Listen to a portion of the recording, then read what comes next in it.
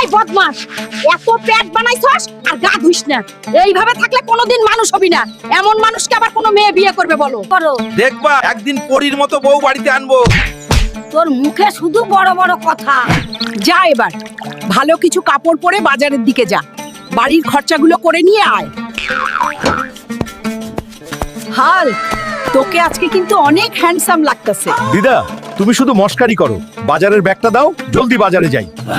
Hulk, এত সেজেগুজে কই যাচ্ছিস রে? আরে কাকা চিল করো, বাজারে যাচ্ছি, দিদা পাঠাইছে।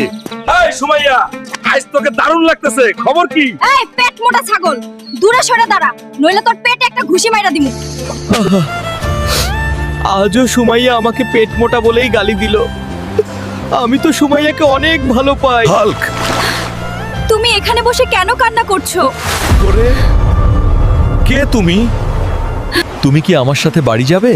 হ্যাঁ, যাব।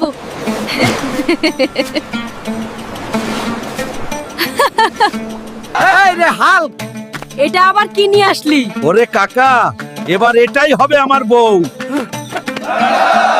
ওই বদমাইশ হাল্ক, হাল্ক, এটা আবার কি নিয়ে আইছস রে? আমি হাল্ককে বিয়ে করতে চাই। আমাদের দুজনকে আশীর্বাদ করুন দাদিমা।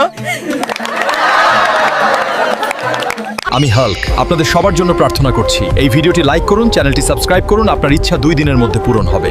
হাল্ক সব সময় আপনার সাথে আছে।